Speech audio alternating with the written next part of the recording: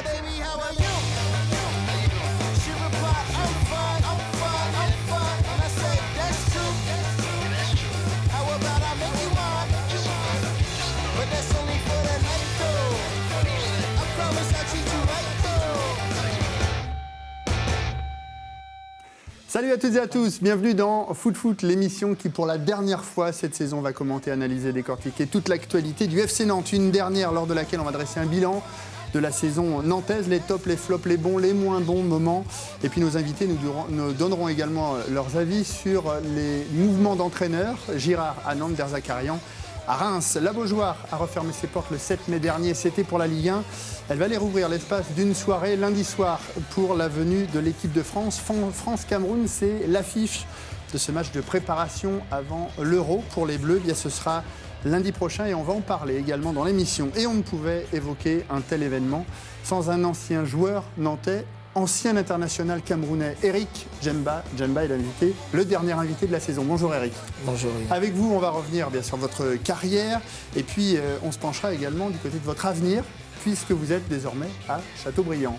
À vos côtés, un retour, celui de Fabrice Pancrate. Salut Fabrice. Salut. 3 anciens du FC Nantes, Guillaume Moulec également. Bonjour Guillaume. Bonjour. Et puis notre consultant, ancien joueur du FC Nantes, Nicolas Gillet. Salut Nico. Bonjour Olivier. Coup de cœur, coup de gueule, c'est parti.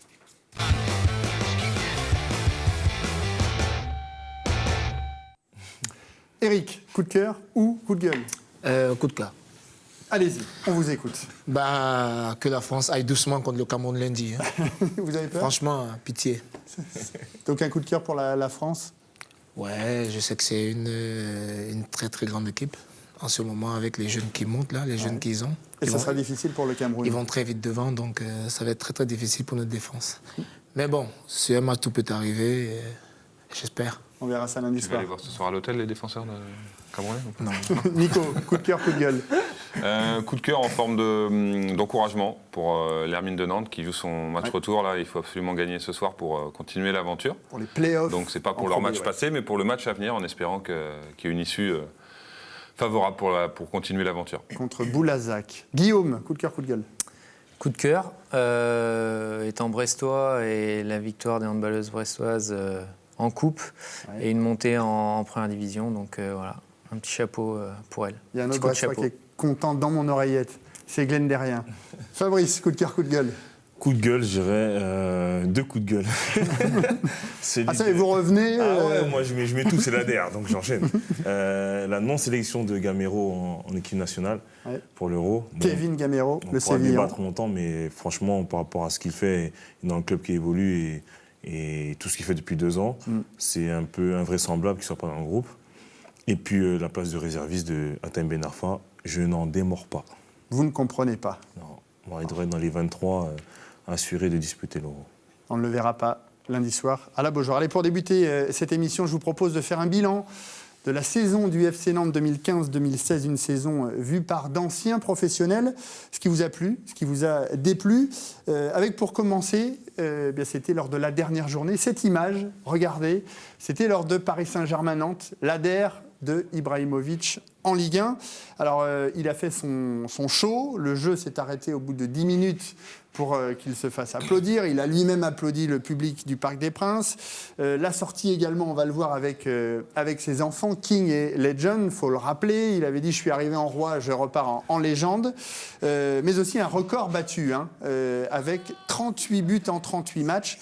Messieurs, en tant qu'ancien joueur, je me tourne vers Fabrice, puisque vous connaissez bien, c'est votre jardin, le Parc des Princes. C'était pas un peu too much, là, de la part d'Ibrahimovic?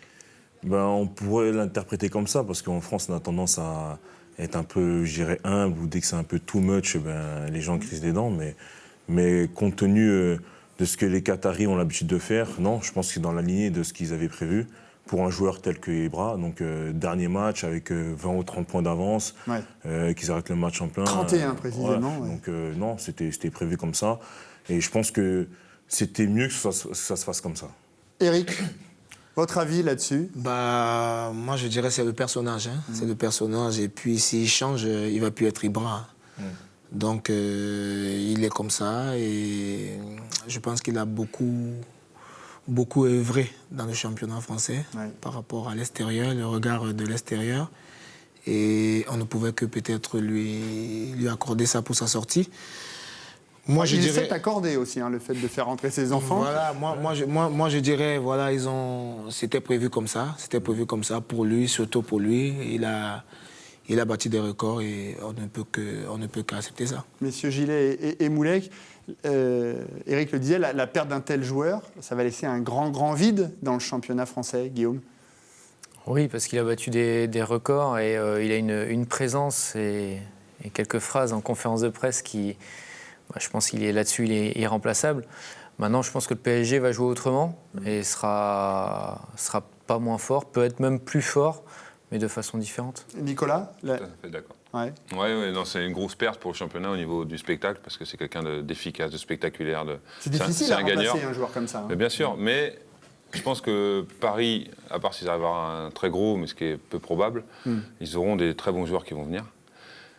Sur le plan, et le foot, c'est un sport collectif, et je pense que sur ce plan-là, le PSG peut encore progresser. Ce que disait Laurent Blanc d'ailleurs, l'année prochaine, il faudra qu'on soit plus collectif plutôt Oui, qu'individualiste. ça sera peut-être plus facile, Ouais. parce qu'à mon avis, ils vont s'attacher à avoir un recrutement justement dans ce profil-là.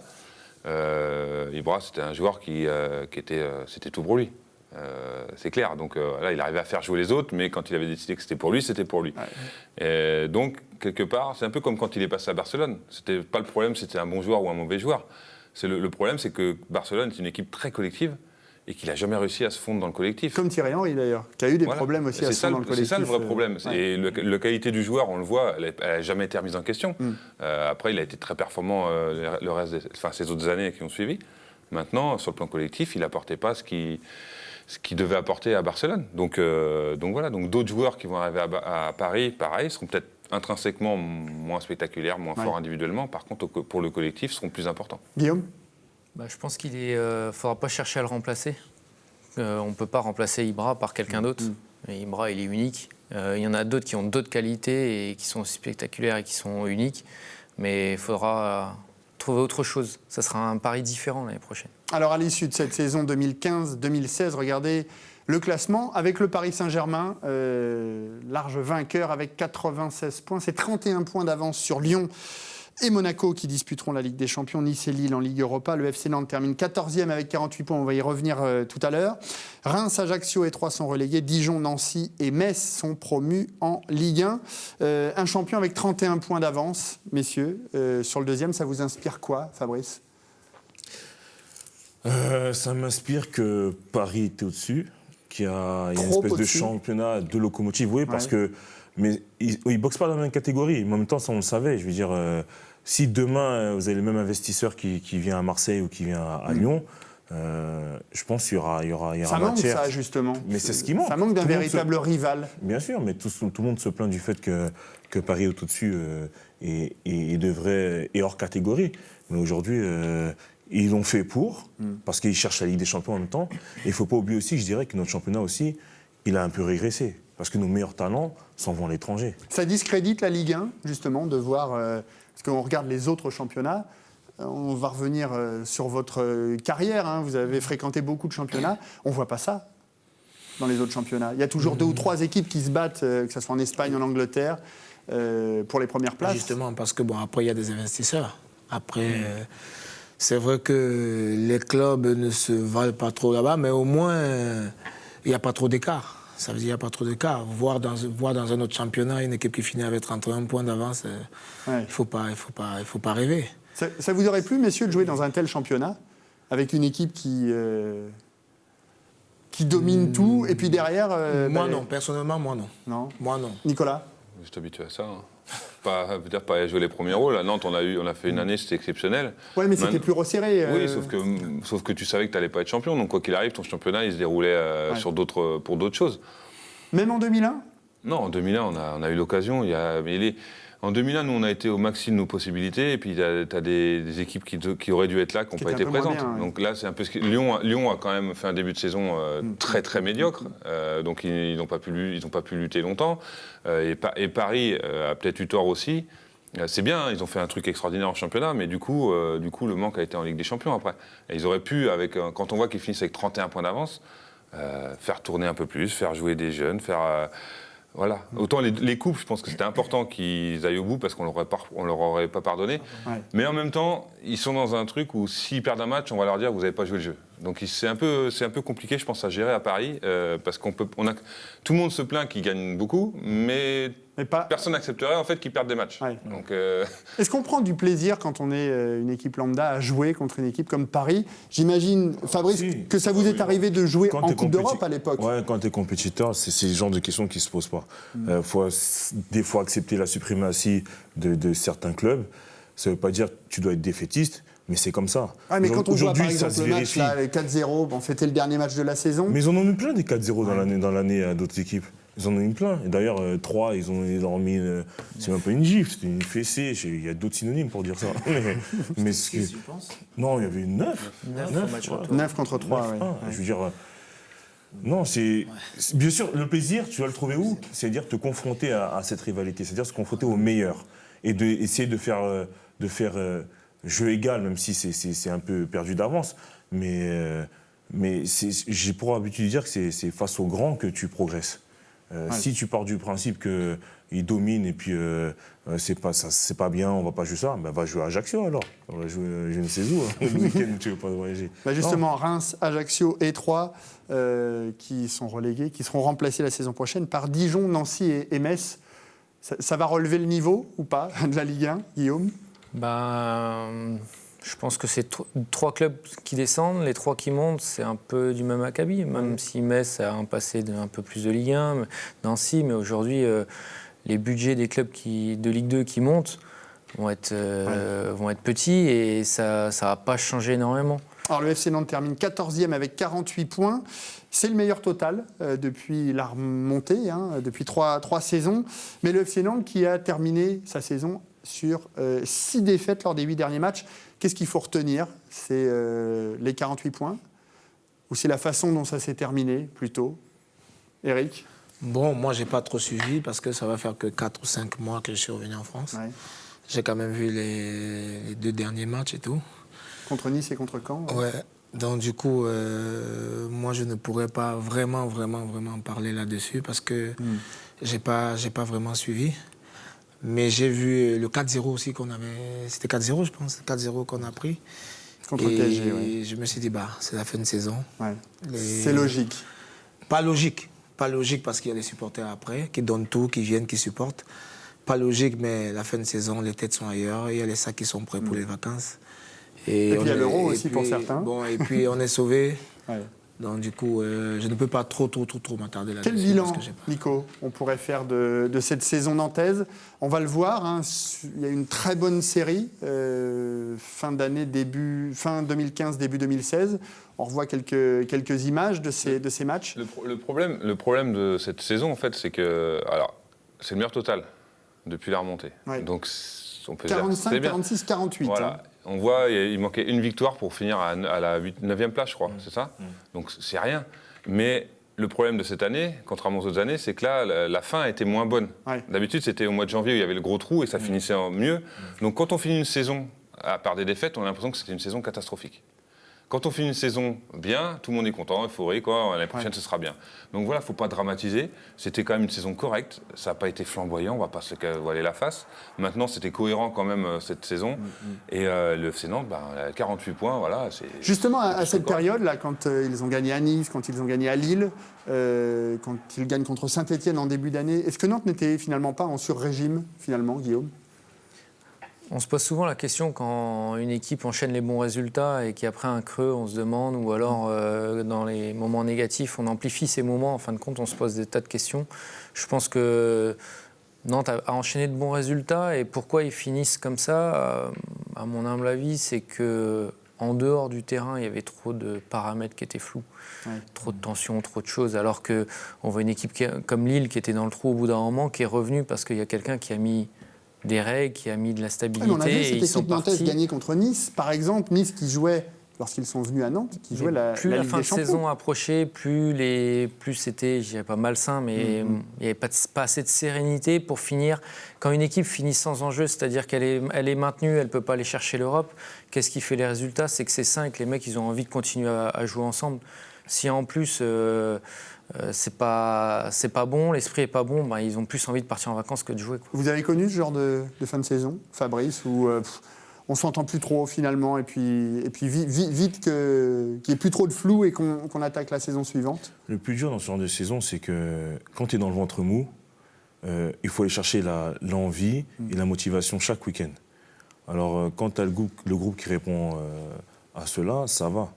Mais ce qui, comme l'a bien précisé Guillaume, je pense qu'il y a beaucoup de choses extra-sportives qui ont un peu pollué cette atmosphère-là. À l'inverse des autres saisons, comme disait Nico, ça finissait bien. Il y avait un trou en janvier, mais ça finissait bien. Mais tu avais aussi la certitude que l'année prochaine, il y avait tel entraîneur en place, tel ou quel là, il y avait staff, là, il y avait ce flou jusqu'à la fin. Alors, comme chaque année et comme dans chaque club, entre les fins de contrat, ceux qui doivent prolonger, les prêts qui repartent, etc., tu associes à cela l'incertitude du coach qui vient et tout le brouhaha qui tourne autour. Ça peut expliquer cela. C'est pas une excuse, hein, parce que je pense que Nantes avait la possibilité de faire mieux. Quand je dis mieux, c'est pas de terminer européen, mais terminer 9e, Titi 8e, en tout cas dans les 10 premiers. Tableau, quoi. Ouais, ils avaient la possibilité de le faire. Mais ils l'ont pas fait. Il y a une raison à cela, et je pense que tous les problèmes en interne et extrasportifs n'ont pas aidé le groupe, je pense, à pouvoir se surpasser et terminer dans la meilleure position possible. Alors le FC Nantes qui repartira sur un nouveau cycle la saison prochaine. On le sait, René Girard a été nommé pour les 2 prochaines années en remplacement de Michel Derzakarian. Justement, on va voir quelques images de la présentation. C'était cette semaine du côté de Reims. Michel Derzakarian qui s'est engagé, lui, pour 2 ans dans un défi de faire remonter une équipe qui vient de descendre en Ligue 2. Est-ce que ce choix vous a surpris, Nicolas ? Du tout. On en avait parlé sur ce plateau. Ouais. Il y avait son interview, vous l'avez faite à la passerelle de Marseille, en plus. Pour bonjour à Vincent Marsigliano. Et donc, vous l'aviez faite, et il avait annoncé, la première chose qu'il avait dit, il a dit un club de Ligue 2 qui monte ou un club de Ligue 1. Ouais. Donc, dans sa tête, il était déjà prêt à ça. Prêt à relever ce genre de défi, et je pense que ça lui va très très bien.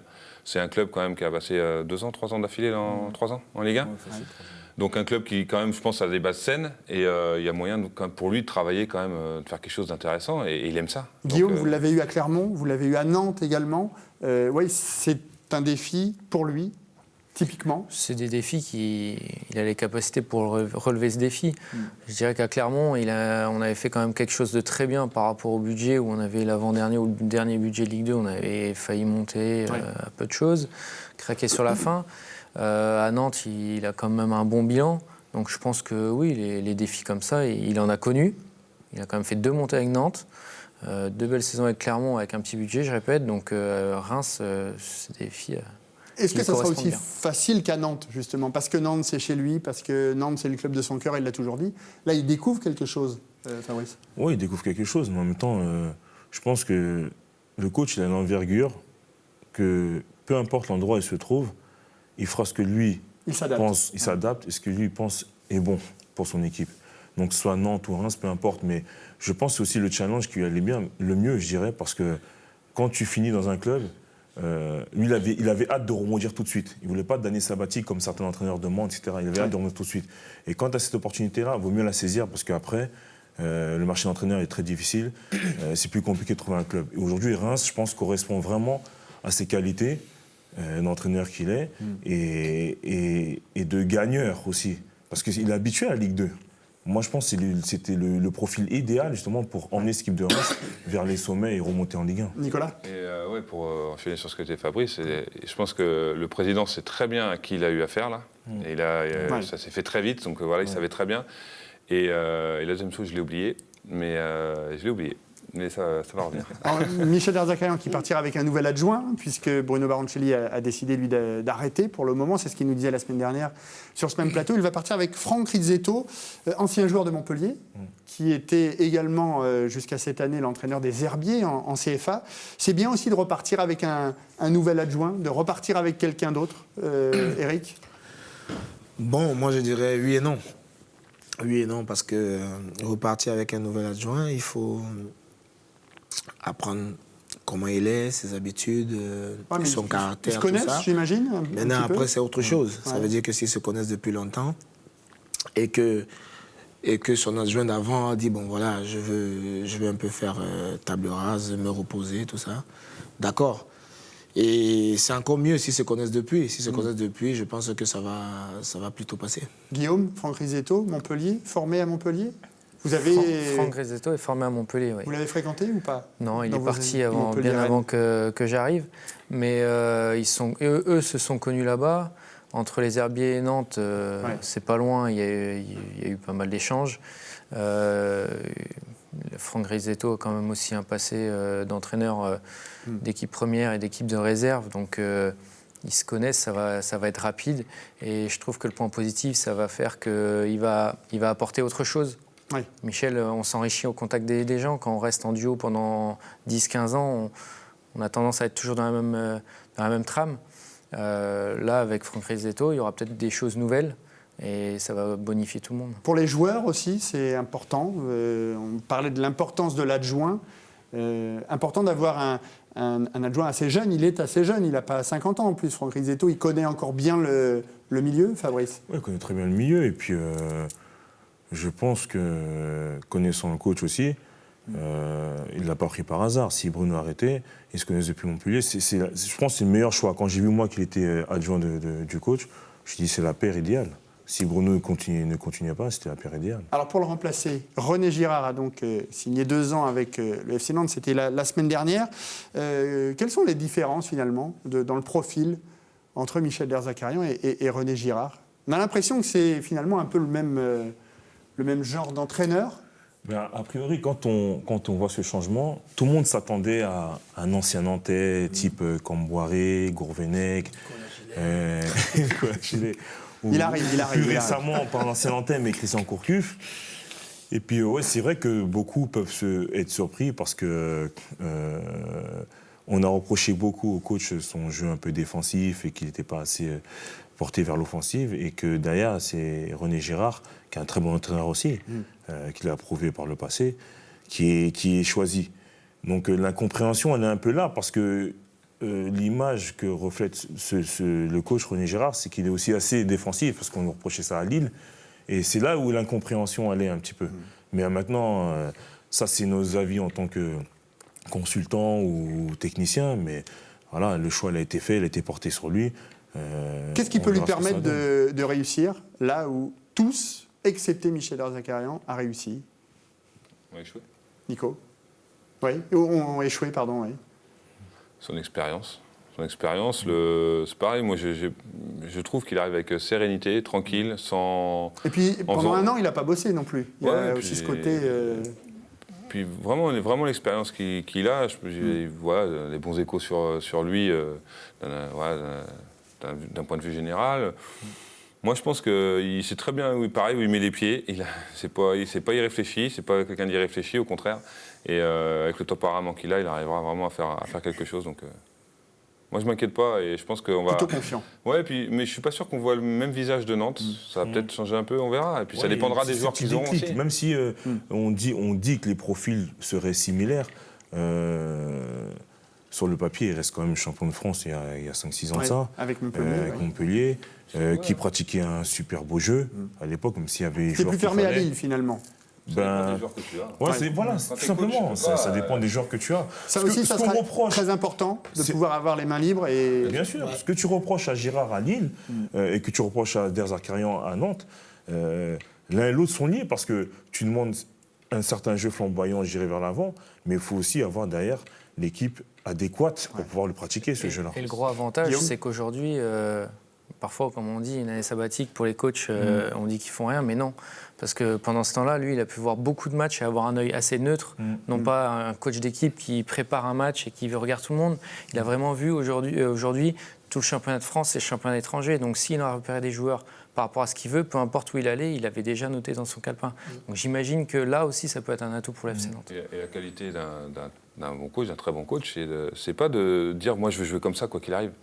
Suivant où tu vas, C'est s'adapter. suivant les joueurs que tu as, il faut faire une analyse du truc et puis te dire, moi, on peut jouer comme ça, on peut faire ci et ça. Et c'est là où tu tires le meilleur de ton équipe. Et Michel l'a fait, je pense, sur le groupe qu'il a eu pendant 4 ans, il l'a fait. C'est tout. Donc voilà, maintenant, René Girard va arriver. Place à René Girard. Voilà, et regardez, aidons-le. justement, la reprise, le planning de la reprise pour le FC Nantes, ce sera le 29 juin à la Genelière. 2 stages sont prévus, dont un à Annecy, 6 matchs amicaux, avec notamment le Servette de Genève et Aston Villa, puis la reprise de la Ligue 1. Ce sera le week-end du 13-14 août. Alors on sait que le Mercato ouvre ses portes le 9 juin. Là aussi, c'est essentiel qu'on ait des annonces rapidement du côté des dirigeants nantais pour partir dans ces stages avec le maximum de joueurs concernés pour la saison prochaine. Fabrice. Bien sûr, mais je pense qu'ils le font déjà. Et au préalable, ils s'étaient déjà positionnés sur certains dossiers, bien avant même de savoir qui serait l'entraîneur, parce que je pense que c'est quelque chose qui se prépare en amont. Il faut que l'entraîneur soit d'accord aussi avec les C'est vrai, joueurs. mais quand tu es dans un flou total comme ça, il faut toujours un plan B. Tu ne veux pas attendre, parce que là, ils ont eu de la chance d'avoir René Girard qui a signé tout de suite. Mais si tu as le cas d'entraîneur, bon, aujourd'hui, vous avez Ramé à Bordeaux, mais de ce qu'on entend, ce ne sera peut-être pas lui qui prendrait la suite, parce qu'ils sont sur d'autres dossiers. Tu es obligé d'avancer. Tu peux pas, même si le mercato est long, mais il y a l'Euro qui arrive, il faut le temps d'adaptation. Est-ce que tu prends un joueur typique Ligue 1, tu prends un joueur étranger? Tout autant de questions que je pense tous les clubs ont l'habitude de se poser et de se pencher aussi sur certains dossiers pour pouvoir avancer. Allez, avant de parler de notre invité Eric Djemba, petit cadeau, je vous propose de revoir les 33 buts nantais cette saison. C'est parti.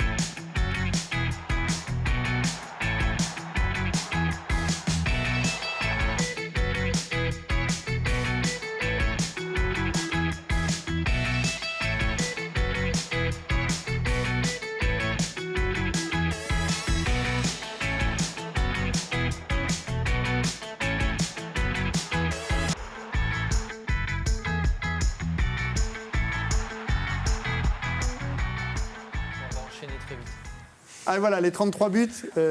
Messieurs, votre préféré, Eric? Je pense la frappe. C'est contre Bastia, je sais pas. C'est contre le... 3 ou Bastia? C'est Bastia, la frappe. C'est contre 3, le jeune Rongier. Nico? Le but de Yacine Bamou contre Paris. Au tout début de saison. Guillaume? Là, le dernier de Bedoya avec contrôle et enchaînement, la frappe. Contre Caen? Ouais. Fabrice? L'ancien buteur? J'ai un hic là, de l'avant-dernier qu'on a vu là, il a fait sur les c'est croisés Thomasson, là. contre Nice. Ouais, contre Nice. Il ne s'est pas fait les croisés, il sera bien là l'année prochaine. C'était bon. Eric Djemba est donc notre invité aujourd'hui. Alors, il n'est pas buteur, hein, mais un milieu de terrain plutôt. 2 buts avec Nantes, c'est ça? Non, c'est possible. 2 buts 3 Vous buts avez fait 3 fois tour du terrain, je me Je sais souviens. pas. Parce qu'ils ont joué, fait ils 6 ont, tours de terrain, ils ont joué vraiment. ensemble, tous les deux. Un style de jeu plutôt agressif. C'est la bonne définition, c'est ça, Eric? Ouais, on peut dire ça. Ouais. Un joueur Ouais, qui lâche quand- rien, quoi. Quand je suis parti de Nantes, ouais, mais à Nantes, c'était un peu plus. Hein, Nico? Ah, mais il faisait du bien devant toi. Ouais. Ah, ça fait du bien. Avec Salomon Lembe aussi. Hein Ouais, Il entre jouait autres. en- Ouais, avec Mathieu Berson. Mathieu Et Mathieu Berson, Berson, ouais. également. Là, ça a récupéré des ballons. hein. Justement, on va reparler de Chateaubriand tout à l'heure, mais le monde du foot pro, vous avez 35 ans, vous manque pas trop? Non, vu que je suis parti de très loin, d'un pays où c'est un peu difficile, les infrastructures, tout ça, on n'a pas toujours ce qu'on veut. Donc, ça veut dire que je tombe un peu dans le monde amateur Ouais. et je ne suis pas très dépaysé. Alors, vous arriviez de Cameroun. Cameroun, mais Ouais, pour le Nantes. dernier pays dans lequel vous aviez joué, c'est l'Indonésie? C'est L'Inde l'Indonésie. L'Indonésie. Bah, on a fait deux matchs, ouais. 2 journées, le championnat s'est arrêté. C'est pas mal, c'est une bonne expérience. Premier, vous étiez premier ou... Non, on a fait un match nul. On a fait 2 matchs nuls et le championnat s'est arrêté. En fait, il y avait des soucis entre le gouvernement et la fédération. Et il y avait les problèmes de drogue. Parce que là-bas, quand on chauffait. Il a fait 2 matchs. Oui, il faut aider Fabrice, là, parce que... C'est vraiment pas j'entends un truc comme ça. Bah oui, c'est vrai. Et du coup, il y avait des soucis parce qu'il y avait des problèmes de drogue là-bas. Il y avait des. Je pense qu'il y avait des gens qu'on devait exécuter et il y avait des Français parmi, dont la France était opposée. Et du coup, ça partait un peu de partout. C'est viré ma trip ça. Et nous, étant Français, on s'est dit qu'est-ce qu'on fait? Bah, il va falloir rentrer. Il va falloir rentrer. Et Donc, vous êtes rentré, vous êtes et je suis arrivé rentré. à Je Chateaubriand. suis rentré et je me suis posé à Chateaubriand. Pourquoi? Comment ça s'est passé? Bon, Chateaubriand, parce qu'il y a Lyoun Touré, notre ancien Ancien coéquipier. joueur de la génération 2001, justement. Ouais, qui est à Agen et il a entraîné un peu en Inde avec. Il était avec Nicolas Anelka et moi j'ai joué en Inde un peu. Et on s'était parlé, tout ça, et il connaissait un peu le président de Chateaubriand. Et l'entraîneur, Et Stéphane l'entraîneur, Motin, Stéphane également. Motin, il voulait un joueur d'expérience et quelqu'un qui va peut-être tenir assez jeune et tout. Donc, moi, en ce moment, j'étais au Cameroun, j'étais en vacances. Donc, Lyoun Touré m'a contacté, on a discuté. Et vous avez dit banco. Il m'a passé Stéphane Motin, j'ai discuté avec lui. Ouais. Et bon, le courant est bien passé. Et surtout que je voulais me rapprocher de Nantes parce que les enfants sont toujours restés ici. Les enfants sont nés ici, sont restés ici. Et je me suis dit, bah, c'est à 30 minutes, pourquoi pas. Et j'avais après une possibilité de reconversion. Donc je me suis dit, bah, je reviens retrouver mes anciens collègues. Alors regardez, justement, parce qu'Eric Djemba, c'est pas que l'Inde ou l'Indonésie ou Chateaubriand. C'est une sacrée carrière, mine de rien. Regardez, 14 clubs entre 2000 et 2016. Alors parmi ces clubs, le FC Nantes, Manchester United, Odense au Danemark, le Partizan de Belgrade. Et puis vous avez également évolué dans la sélection camerounaise. 35 matchs entre 2001 et 2012. Pourquoi avoir tant voyagé, Eric? Bah, on a oublié Aston Villa. Hein. Ah, il y a Aston Villa, c'est il y a- parmi tous ces clubs. Il y a hein. Burnley aussi. Il y a Burnley aussi. ouais. Non, mais j'ai beaucoup voyagé parce que, bon, après, pour moi, j'aime beaucoup les voyages. Mais c'est vrai que c'est pas toujours bon d'un joueur de bouger à chaque fois parce que rester dans un club beaucoup d'années, c'est bien parce que tu t'imprègnes. Bon, maintenant, après, je suis souvent passé dans des clubs où ça allait 1 an. La deuxième année, c'était un peu difficile et j'ai demandé à partir. Et bah... Vous étiez trop impatient? Bon, les premières années, quand je suis parti de Nantes, oui. Mais après, quand j'ai atteint la trentaine, j'étais plus impatient. Ça veut dire que je savais où je voulais aller. Si je jouais pas, ça ne me dérangerait pas autant. Donc c'est un peu pour ça que j'ai presque fait le tour du monde. Hein. C'est ça, hein. Messieurs, quel souvenir? Parce qu'on en parlait tout à l'heure, mais... Alors vous avez joué ensemble, Nicolas, mais il y avait des adversaires aussi. Peut-être Guillaume également. Ouais. Quel souvenir vous gardez d'Eric Djemba sur un terrain? Moi, je m'en souviens, avant de parler professionnel, j'étais avec Guingamp. C'était en CFA, je crois. Putain, on avait pris une raclée. Et c'était trop fort. Il y avait Ateba, il y avait lui au milieu. Putain, ce qui m'avait impressionné, moi, on était juste vraiment en profondeur, je courais. Mais eux, collectivement, c'était pouf. passe, ça dédouble, ça laisse passer entre les jambes, transversal, tunnel précis, mettez transversal à droite, tunnel précis, transversal à gauche, tu fais des courses de dingue. Donc, et ça débordait à une vitesse impressionnante, ça accompagnait les attaquants. Donc au deuxième ballon, les mecs c'est toujours là, on avait pris 4-1. Donc vous préférez le voir sur un plateau de télévision, comme ça, en face de vous, À l'époque, finalement. voilà, c'était impressionnant, c'était Guillaume très impressionnant. C'était sur au début de nos carrières. On a le même âge. Moi, j'étais à Montpellier, donc les matchs à Montpellier, ça se passait relativement bien. On a quand même des bons chiffres, mais quand on venait à Nantes, c'était pas pareil quand même. Ouais. Nicolas, vous vous souvenez de l'arrivée, alors ça c'est Eric sous ses différents maillots, mais vous vous souvenez de l'arrivée d'Eric Djemba à Nantes? Son arrivée, non, mais son éclosion, un peu, oui. C'est vraiment l'année de la Ligue des Champions où il a fait des gros matchs en Ligue des Champions face à des gros adversaires. Et c'est là où tout le monde s'est rendu compte de son potentiel, lui aussi, je pense. Et il a pris une dimension en quelques mois. C'était plus le même. C'était plus le même Eric. Il a pris une confiance énorme. Et puis, il est solide. Je peux vous dire que non, mais sur le terrain, ne bouge pas facilement. Non, voilà. Et des fois, il en abusait un peu trop. C'est-à-dire qu'il a gardé exprès pour que l'autre il tape dedans, alors qu'il voulait la donner, mais il voulait. Regardez, Pantin, il veut vous faire un câlin. Non, c'était voilà. Il a joué là-dessus, mais c'était une de ses qualités. Et puis c'est un bon joueur de ballon. Enfin voilà, Alors, vraiment récupérateur. 2000-2003, Nantes. Ouais. Vous découvrez la Ligue des Champions. Vous êtes champion également. Enfin, vous faites partie du groupe qui est champion. C'est pas aller un peu trop vite, trop haut pour vous? Bon, vous aviez 20 ans quand vous êtes parti de Nantes. Nantes, c'est un peu ça. Hein. Nantes, c'est un peu ça. On avait la chance d'avoir Reynald Denouès qui était là. Il y avait Loïc Amis, Serge le disait. C'était quand tu étais bon ou quoi que ce soit, ça allait aussi vite. Tout de suite, on t'envoyait t'entraîner avec les pros. Moi, je me rappelle, nous, on attendait toujours dans le couloir pour qu'ils passent, pour prendre un short, un maillot et tout. Et après, la saison d'après, tu te retrouves avec eux. Ça va aussi vite là-bas. Ouais. C'est comme ça. Donc, pour moi, je pense que j'étais au bon moment.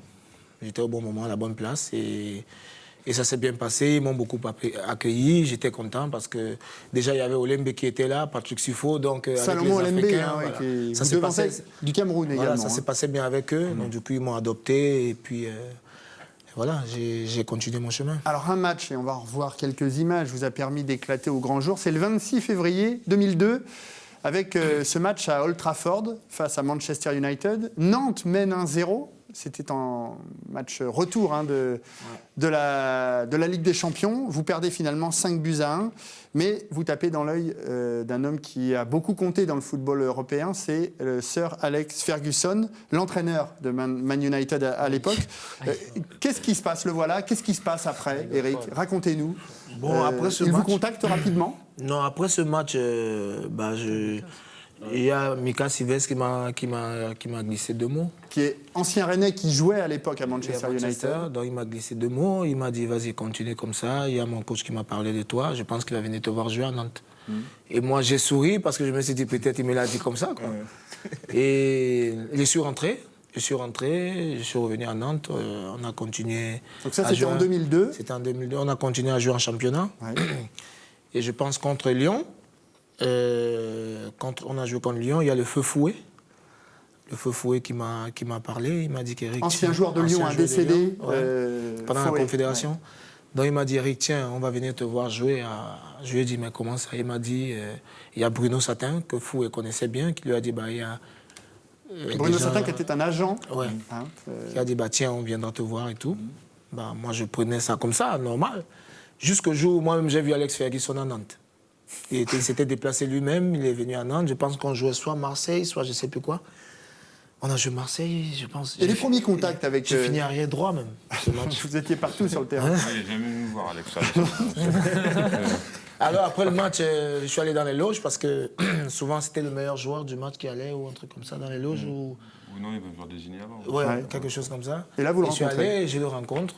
Et il me dit bonjour, il me dit bien joué, c'est tout. Et on n'a pas discuté plus que ça. Et c'est comme ça que ça s'est fait. Et puis très rapidement, vous partez la saison après, j'ai plus de nouvelles. J'ai plus de nouvelles, rien du tout. Ils ne m'ont pas contacté, ils ne m'ont rien dit. Et la saison est finie, on est parti en Confédération, parce qu'on était champion d'Afrique en 2002. On est parti en Confédération. Et... La Coupe des Confédérations, un an avant la Coupe du Monde. Voilà. Et le jour de la finale contre la France, on a perdu 1-0. C'est Thierry Henry qui marque le but. Et quand je vais dans le vestiaire, je vois un Anglais qui vient me voir. Il me dit il faut qu'on voyage ce soir. Et je lui dis mais pour aller où? Il me dit on va en Angleterre. Et on avait les obsèques le lendemain. Ouais. Du Fofoué. De Marc-Vivien Foué, Foué, voilà. qui était un de vos coéquipiers. Il me dit, on doit voyager ce soir. Je lui dis, pour aller où? Il me dit, attends. Et le téléphone, c'est Alex Ferguson qui me parle. Il me dit, c'est moi, c'est Alex, tu dois voyager ce soir parce que tu dois signer chez nous demain. Ça fait drôle, là. Ouais, On n'y croit pas, en fait. Moi, c'était sorti de ma tête parce que je l'ai vu une fois. Après, t'es jeune, tu continues à jouer, tu accumules les matchs et tu sais pas. Et non, tu n'étais pas au courant. Rien dit. Je pense que c'était Laporte, c'est ça? Bernard Laporte, t'es pas chez nous? C'était Bernard Laporte ou qui? Non, c'était pas Eric, Bernard je sais Laporte. pas. Éric Leport. Éric Leport, parce que...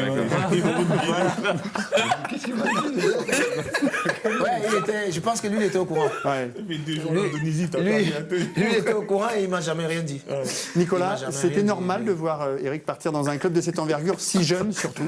Comme j'ai dit tout à l'heure, c'était surprenant pour nous, mais il a tellement explosé vite d'un coup Ouais. que voilà, on a vu vraiment une ascension fulgurante entre le moment où il a commencé à jouer, il a pris une confiance énorme. Je pense que c'est quelqu'un qui a beaucoup confiance en lui et qui prend vite confiance, voilà, et il s'est senti bien. Et après, moi, je n'étais pas étonné de le voir, puis je l'ai vu jouer à Manchester, c'était pas mal. On va voir déjà ces statistiques. Là-bas, vous jouez 2 saisons, 35 matchs pour 2 buts. Des stats plutôt bonnes, finalement, pour quelqu'un qui découvrait le championnat anglais, que vous avez connu également, Fabrice. Oui, mais je pense que Sir Alex Ferguson, quand il vient vous voir, c'est pas pour rien. J'avais cru entendre qu'il était venu te voir une 40aine de fois, un truc comme ça. Parce que les Anglais, avant de vous prendre, ils vous voient... Ils veulent voir. Ah non, mais ils vous voient au moins 2-3 saisons non-stop. Mais ils savent qu'ils vont vous prendre, hein, mais ils viennent vous voir pour... Voilà. Et lui, dans son rôle de récupérateur, on s'en fiche des buts. Hein. Lui, parce qu'il avait un gros abattage au milieu, c'était impressionnant. C'était impressionnant. Et il ne s'est pas trompé. Alors regardez, parce que vous arrivez à l'époque et vous fréquentez des joueurs de renommée mondiale, désormais. C'est toi là C'est pas le maillot de Manchester là. On dit c'est Kirikou qui est là. Le truc. Comment se passent vos premiers pas? Alors Ronaldo venait de signer. J'ai lu, il a signé 2 jours après vous. Hein. 2 jours après moi. Ah mais c'est la même génération, non? Ouais. Oh, c'est ça. 2 jours après moi, mais il avait, je pense, 3 ou 4 ans de moins que moi. Ouais. Et on l'a pris, on a joué contre le Sporting de Lisbonne et il nous a mis la misère. Il avait 16 ans et demi. Et comment ça se passe, nous avait- votre arrivée là-bas? Il y a Roy Keane, il y a David Beckham, il y a tous ces grands joueurs, ces grands noms. Vous êtes tout de suite intégré dans l'équipe ou est-ce que vous êtes encore le petit jeune Bon, je suis arrivé, déjà, je me rappelle, le jour que j'arrive, ils étaient à table, c'était au Portugal. Parce que je suis parti de la France pour le Portugal. Ils étaient au Portugal en stage, on devait aller aux États-Unis. Et quand je suis arrivé vers 19h-20h. Ils étaient tous à table. Quand je suis arrivé, il y avait Michael Silvestre qui m'a dit... Alors, il m'a dit, je me rappelle, il m'a dit, alors, qu'est-ce que je t'avais dit? Tu te rappelles? Je lui ai dit, ouais, je me rappelle, mais je n'ai pas cru. Il m'a dit, viens t'asseoir. Je me suis assis à côté de lui. Il y avait Rio Ferdinand. Rio Ferdinand, il s'est levé, il m'a laissé s'asseoir.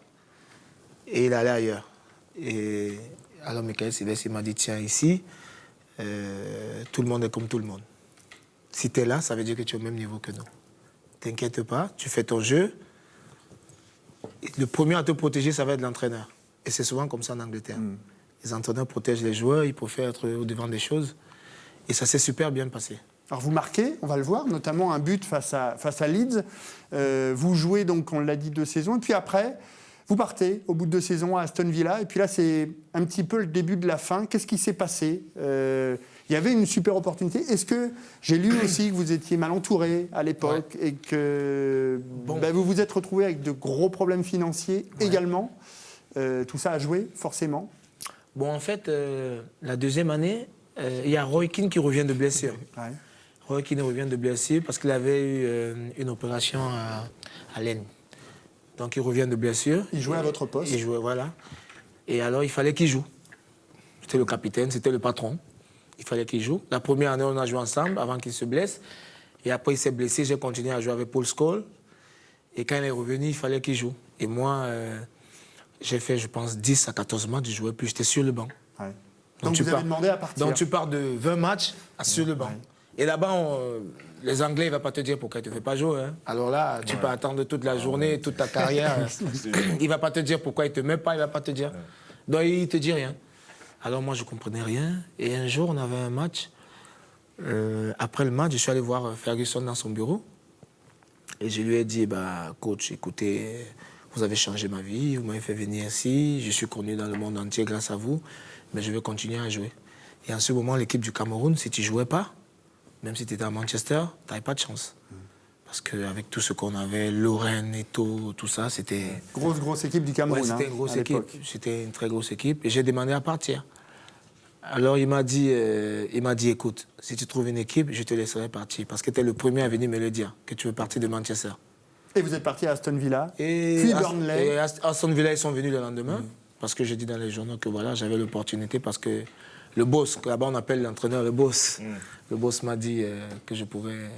Si vous aviez à refaire, vous feriez exactement la même chose? Je referais jusqu'à Manchester, mais pas jusqu'à Aston Villa. Ouais. Parce qu'à Aston Villa, je suis tombé chez un entraîneur vraiment... C'était David O'Leary à l'époque. Et ça s'est mal passé? Il ne pouvait pas décider, c'était le président qui décidait. Ouais. Alors je suis tombé chez un entraîneur, je suis arrivé, j'ai joué 7 matchs d'affilée et j'ai eu une blessure. Et quand je suis revenu de blessure, il m'a plus fait jouer. C'est du gâchis, Nicolas, finalement, quand on regarde la carrière et le potentiel qu'il y avait à l'origine, et puis ce qui se passe à la fin, finalement. C'est dommage pour lui, on ne sait pas ce qui aurait pu se passer s'il avait... voilà, c'est ça. Mais comme il l'a dit tout à l'heure, je pense qu'il était jeune. Et quand tu es jeune, tu es un peu impatient, tu as envie de jouer, tu as envie de... Et peut-être qu'avec le recul, comme maintenant, peut-être que Manchester, il aurait attendu un peu, qu'il aurait travaillé, comme font les étrangers, hein, on en parle, en France, on se plaint vite. Hein. Un joueur qui ne joue pas pendant 2-3 matchs, il se plaint, on met ses états d'âme dans les journaux. En Angleterre, ils disent rien, ils bossent, les mecs, et puis ils reviennent, et on voit beaucoup de retours comme ça. Et je pense qu'Eric aurait été capable de faire ça, en restant peut-être à Manchester, mais on ne le saura jamais. Donc il a fait sa carrière, je pense qu'il a vécu plein de choses humainement, sportivement et humainement, des choses intéressantes. Un championnat à 2 journées, personne ne l'a vu ça encore. Donc mais c'est bien, il a vécu plein de choses. Je pense qu'il s'est enrichi. Il s'est enrichi personnellement, humainement sur ce qu'il a vécu dans tous les pays où il est allé.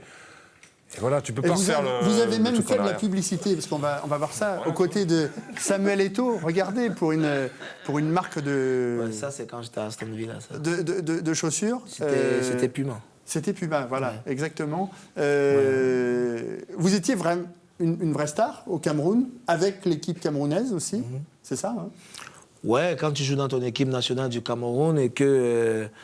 après, tu as une grande équipe derrière. C'est vrai que quand tu passes dans ton pays, tu passes inaperçu. Bon, aujourd'hui, on regarde les choses différemment.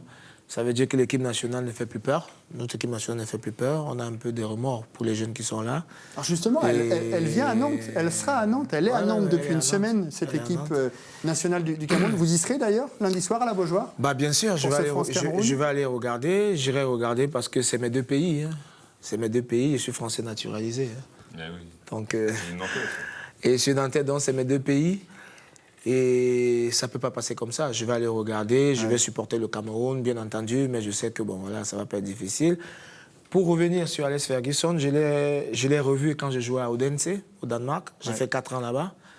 Et on a fait 4 ans, à chaque fois on était en Europa League. Et j'ai été nommé meilleur joueur du championnat 2010. Et c'était lui qui m'avait remis le trophée. Je ne savais pas qui venait. Peter Schmeichel, qui est gardien de but. Gardien de but. Voilà, qui a joué de Manchester à l'époque. Manchester, il était là-bas, il est à la télé maintenant. Et il avait invité Ferguson. Et Ferguson a dit il préférait me prendre à cet âge, j'avais 28 ans.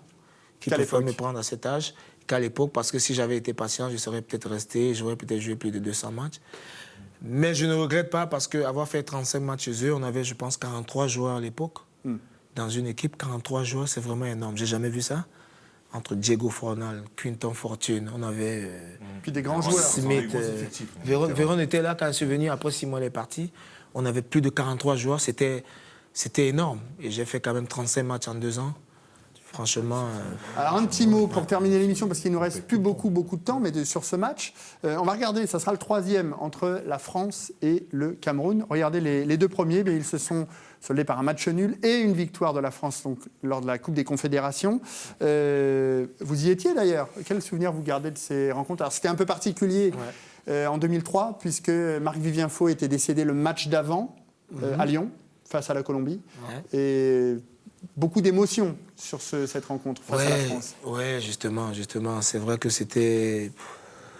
Pour moi, c'était déjà jouer la France, c'était énorme. En 2001, quand on a fait un but partout, j'étais sur le banc. Il y avait un Mikou, un Johan Mikou qui était très fort ce jour. Johan Mikou, je l'ai vu jouer, franchement, il a été très fort ce jour. Et quand j'ai joué contre la France en 2003, Au Stade de au France. Stade de France, pour moi, le meilleur, ça a été Lizarazu, parce qu'il était inarrêtable. Ouais. C'était vraiment... J'avais jamais vu ça. Il était partout, devant, derrière, devant, derrière. C'est toujours particulier un match Et- Cameroun-France. Bah oui, c'est toujours particulier. Parce qu'il y a c'est- plein de Camerounais qui jouent en Ligue 1. C'est toujours particulier. Parce que je me rappelle, quand on était au FC Nantes, Nicolas Gillet, il se prenait pour un Camerounais. Même s'il avait la peau blanche, il s'était toujours pris pour un Camerounais parce qu'il avait Sufo à ses côtés, il avait Olembe à ses côtés, Ateba, donc c'est toujours particulier. Alors ça sera également un match particulier pour un joueur de cette équipe camerounaise, c'est Guy Roland Ndiasembe, formé à Nantes. Il est nantais, du Braille-Malville, c'est là où vit sa maman. Écoutez, c'est particulier pour lui de revenir ici à Nantes et de jouer à la Beaujoire. Écoutez-le. C'est un grand plaisir, même si j'ai l'habitude de revenir, mais en tant que civil. Là, je reviens avec l'équipe nationale à la Beaujoire, dans le stade où j'ai connu mes débuts. Donc c'est un grand plaisir de revenir ici.